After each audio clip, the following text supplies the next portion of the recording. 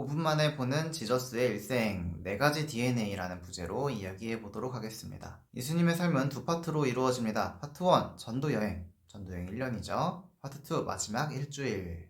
여긴 1년이고 일주일이지만 파트 2가 상당히 중요하다고 할 수 있습니다. 비중이 이쪽이 굉장히 사람들이 크게 생각하죠. 물론 저는 전도여행이 더 중요하다고 생각하지만 이야기해 보도록 하겠습니다. 소년 청년기에 대해서는 아쉽게도 기록이 없습니다. 복음서에서 기록한 예수님의 행적의 기간은 처형 직전의 1년, 요한복음은 3년인데 이 기간을 공생애라고 부릅니다. 공생의 시작, 세례 요한이라는 예언자의 제자였던 예수님, 세례를 받고 광야에서 수행하시다가 깨달음을 얻습니다.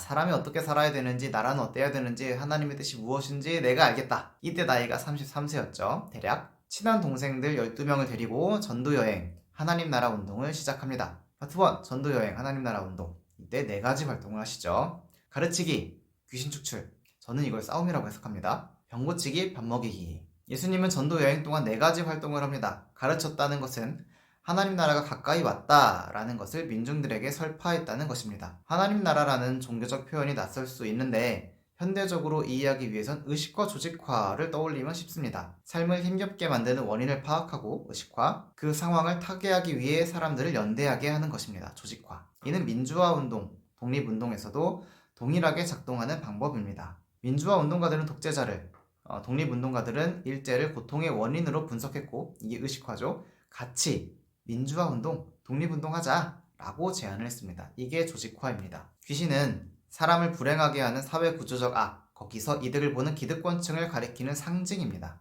복음서에서 귀신은 명확하게 유대교 엘리트와 로마 제국의 군대입니다. 첫 등장하는 귀신은 유대교 회당에서 마주하고 거라사에서 만난 귀신은 자신을 군대, 레기온이라고 칭합니다. 바로 이들이 예수님이 보았던 유대 민중들의 고통의 원인이었습니다. 귀신 축출은 이들과 예수님의 대결과 승리, 귀신에게 지배당하던 약자들의 해방을 상징합니다. 즉, 귀신 축출이 의미하는 것은 부당한 제도의 개선과 폭력의 제거를 위한 투쟁입니다. 치병은 약하고 아프고 소외당한 사람의 심신을 치유하는 것이고, 급식은 생존과 안전의 보장입니다. 이 둘은 은유가 덜하죠. 이상적인 세계에서는 질병과 배고픔이 없을 것이기 때문에 예수님은 그것을 당장 실천했습니다. 파트 2 마지막 일주일, 일요일, 이때 반로마 제국주의 시위를 하시죠. 열병식을 패러디한 것입니다. 그리고 월요일에는 성전에서 시위를 합니다. 막 좌판을 뒤집죠. 성전 상인들의 그 매대를 엎어버립니다.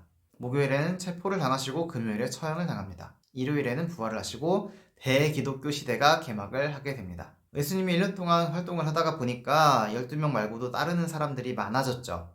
예수님은 그 사람들을 몰고 유대교 최대 명절인 6월절에 수도 예루살렘으로 오죠. 그 무리는 120명 정도로 추정을 하는데 그 이상이 될 수도 있습니다. 그 주 일요일에 예수님은 이 무리를 데리고 반로마 제국 시위를 했습니다. 예수님은 새끼 나귀를 타고 로마 총독을 흉내냈고 무리는 총독을 따르는 군인들처럼 줄지어서 따라왔습니다. 로마군의 퍼레이드 열병식을 패러디한 시위였습니다. 그리고 로마 황제의 지배가 끝나고 하나님 나라가 올 것이라는 구호를 외치며 성 안으로 들어왔습니다. 이 구호를 외치는 건 3.1운동 때 대한독립 만세! 하고 외친 것과 마찬가지입니다. 다윗의 자손이 이런 거죠. 다윗의 자손이다. 이 사람 메시아니까 로마로부터 우리를 구원해낼 거다라는 의미를 담고 있거든요. 그래서 로마 총독 빌라도는 저 청년을 써야 되겠다라고 생각을 하게 된 것입니다. 왜냐면 빌라도가 자신의 군마를 타고 로마 병사들과 전열을 갖추고서 6월절에 왔거든요. 원래 카이사리아라고 하는 총독이 머무는 도시가 따로 있는데 6월절에 혹시라도 소요나 반란이 일어날까봐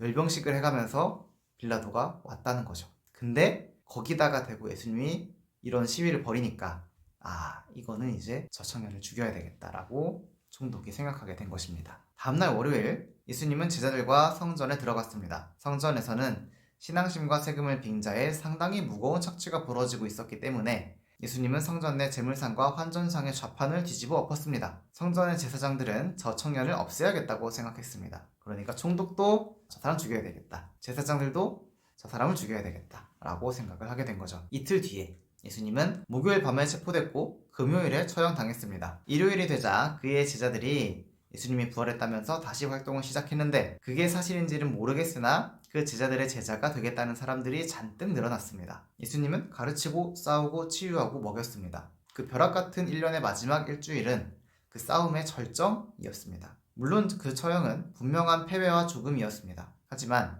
기독교인들은 그것이 신에 부합하는 삶이었고 필요했던 고난이며 그의 죽음은 끝이 아니라고 평가했습니다. 왜냐하면 가르치고 싸우고 치유하고 먹이는 이 DNA를 잇는 사람들이 생겨났기 때문이죠. 그래서 부활은 승리인 것입니다. 예수님의 DNA, 전태일, 장기려 이 두 분을 소개해드리려고 합니다. 서울 평화시장의 감자탕집 한 청년이 시다 여공들을 데리고 와서 음식을 시켰습니다. 자신 것을 빼고 시켰어요. 주인 아주머니가 청년 몫의 그릇을 슬쩍 더 떠주었죠. 하지만 이 청년은 밥을 이미 먹였다면서 자신을 먹지 않았어요. 아주머니는 그러니 하고 생각했는데 나중에 들어보니까 그때 청년은 끼니를 거른 상태였다고 합니다. 이 시다들한테는 자기는 이미 밥을 먹었다고 말하고서 데리고 온 거예요. 왜냐면 그 친구들을 사주면서 자기까지 밥을 먹을 돈이 없어서.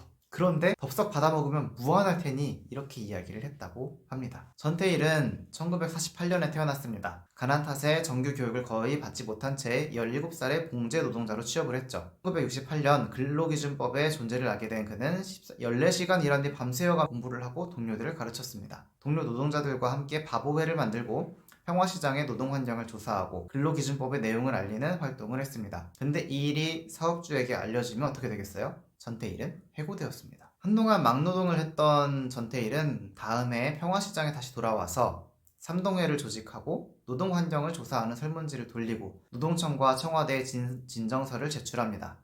박정희 대통령에게 보내기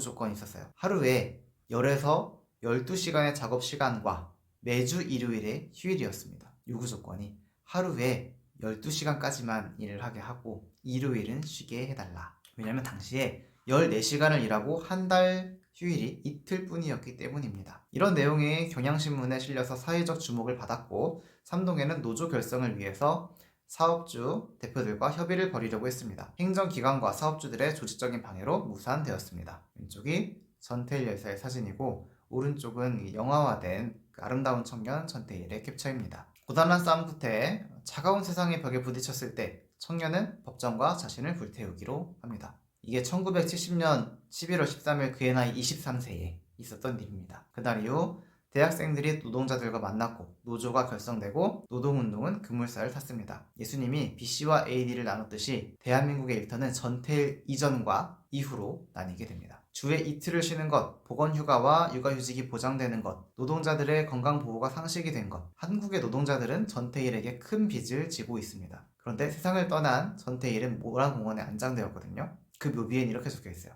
기독청년 전태일. 장기려 선생님은 사회사업가이자 의사입니다. 저 때는 국어 교과서에 나왔거든요. 바보의사 장기려 이런 제목이었는데 지금도 있는지 모르겠습니다. 저는 7차 교육과정을 받았어요. 지금 몇 차일까요? 잘 모르겠습니다. 당시 간 연구 및 수술의 1인자였고요. 그 배에 있는 간 말이에요. 간. 원래 이북분이었어요. 김일성 종합대학의 교수였는데 월남에서 부산에 정착해 1951년 복음병원이라는 곳을 세웁니다. 그는 행려병자들을 무료로 진료했고 하루에 200명이 넘는 환자들을 돌봤다고 합니다. 병원의 규모가 커지고 무료 진료가 불가능해지자 1968년 한국 최초의 의료보험조합인 청십자의료보험조합을 설립하는데 이게 바로 우리나라 국민건강보험의 모델이 됩니다. 여러분, 우리 국민건강보험을 설계한 게 바로 장기려 박사님이에요. 박사님은 어려운 이들의 수술비를 사비로 대신 내주곤 했습니다. 또 병원비가 없어서 퇴원을 못하던 환자를 뒷문으로 도망치게 해주거나 영양실조에 걸린 환자를 위해서 처방전을 닭 2마리 값을 주시오 하고 이렇게 해줬을 정도로 이게 굉장히 유명한 이야기입니다. 장기려 박사님의 사진이고요. 여기는 알쓸신잡이라는 TV 프로그램에서 부산편에 언급되어가지고 제가 이렇게 한 장면을 가지고 왔습니다. 여기 보면은 사람들이 흉내만 내도 좋을 뿐이다 이분은 이렇게 평가를 하죠. 박사님은 청빈한 삶을 살았습니다. 가진 것을 가난한 사람들에게 주었고 은퇴 후에도 부동산이나 여타 재산을 소유하지 않은 채 복음병원 옥상 관사에서 지내셨습니다. 임종시 남은 재산은 1천만 원이었는데 그것마저 간병인에게 남겼습니다. 그의 묘비에는 이렇게 적혀 있습니다. 모든 것을 가난한 이웃에게 베풀고 자기를 위해서는 아무것도 남겨놓지 않은 선량한 부산시민, 의사, 크리스천, 이곳에 잠들다. 성경엔 내가 있는 것을 다 팔아 가난한 자들에게 주라. 그리고 와서 나를 따르라. 라는 구절이 나옵니다. 예수님이 한 경건한 부자에게 한 말인데 그 사람은 근심하며 떠나갔습니다. 하지만 장기려 박사님은 저 말을 실행했던 거죠. 네 가지 DNA. 예수님은 고통스러운 현실과 그 해방에 대해서 가르쳤습니다. 로마 제국의 폭력과 유대교 엘리트들의 억압과 착취에 대해서 대항해 싸웠으며 가난한 이들을 먹이고 치유했습니다. 전태일은 근로기준법을 배워 노동자들에게 알렸습니다. 자기 끼니를 걸러 여공들의 밥을 먹였고 그의 대결 상대는 권위주의 정부와 노동자들의 건강보다 돈을 우선하는 사업주들이었습니다. 장기련은 학교에선 의술을 가르치고 성경 읽기 모임, 부산 모임을 주도했습니다. 가난과 질병을 상대로 투쟁했고 가난한 환자들을 치유했습니다. 이분들은 성인 성자라고 할 수가 있겠습니다. 사람들은 자신의 전부를 바치는 이런 장렬한 인생을 살 수가 없을 겁니다. 하지만 그러려고는 해야 되죠. 이분들이 보여준 모범은 한결같습니다. 배워 가르치고 싸우고 치유하고 먹이는 것. 정도의 차이일 뿐 누구든지 할 수 있습니다. 출세에 지장이 생길지라도 부당한 일을 거부하기, 자녀를 먼저 챙기고 나면 가난한 사람들을 돌보기, 부조리와 유혹 앞에서 명상하기, 매주 매달 기부하기. 성자들은 역사의 길이나마 존경을 받습니다. 하지만 이분들이 바라는 것은 박수가 아닙니다. 자신들과 같이 해주기를 원합니다. 전태일 열사 이야기는 평정과 두산 백과들을 참고해서 작성했고요. 박정희 대통령에게 노동조건 개선을 요구하는 전태일의 편지는 국사편찬위원회 우리 역사는 홈페이지에서 원문을 볼 수 있습니다. 이거 그대로 검색하시면 나옵니다. 이거 진짜 보면은 눈물이 막 나요. 네, 오늘 이야기 이상이고요. 다음번에 뵙도록 하겠습니다. 감사합니다.